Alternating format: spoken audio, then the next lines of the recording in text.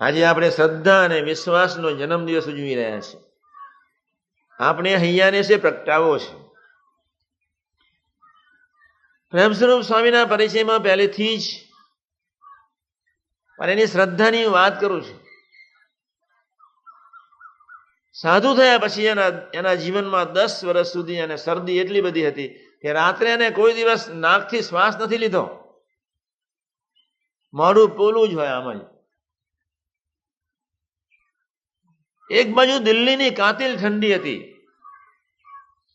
બીજી બાજુ કફ નીકળતો હતો પ્રેમ સ્વરૂપ સ્વામીના છાતીમાંથી. નાકમાં શરદી, કફ, છાતીમાં શરદી, કબજિયાત, ક્રોનિક. પ્રેમ સ્વરૂપ સ્વામીને એટલી બધી શરદી હતી એટલે મેં કહું આને મોકલવો નથી. 2 સંતોને કહ્યું કે સ્વામી બહુ ઠંડી છે ને. મેં કહું સારી વાત. એટલે મારે પ્રેમ સ્વરૂપ સ્વામીને જ હોમવાનો હોય. એ મોઢેથી શ્વાસ લે, મોઢેથી આમાં જ ઉભો હોય, આમ જ ચાલે. એક ધારી શ્રદ્ધા. એને કોઈ દિવસ કહ્યું નથી મને કે તું મને શરદી મટાડ. વર્ષો પહેલા તો ક્રોનિક શરદી, ક્રોનિક રૂવાડે શરદી, બીજું કાંઈ મળે નહીં. રાત્રે સુઈ ગયા હોય તો મોઢું પરું જ હોય. પણ એક શ્રદ્ધા અને જે વિશ્વાસનો જે સમન્વય છે, એના દેહનો ઉપયોગ ગમે ત્યારે હું કરી શકું એવો એક આગવો મારે ને એનો કોઈક સંબંધ છે. એ તો વ્યવહારિક વાત થઈ ગઈ. ઠીક છે, કોઈ ઘરવાળી પરણીને જાય તો ધનિયાની રીતે વર્તાવે છે. એથી એક બહુ અગત્યની ચીજ એ છે, શ્રદ્ધા 25% કામ કરે, વિશ્વાસ 75% કામ કરે. શ્રદ્ધા અને વિશ્વાસનો સમન્વય. વિશ્વાસ સિવાય ક્યારેય ગુરુચરને સરળતા આવતી જ નથી. નોંધી લેજો ડાયરીમાં. કોઈ એમ માને કે અમે સરળ છે, આવતા જન્મે આવજો. જેનું હૃદય સરળ હોય એને કોઈનો અભાવ ના હોય.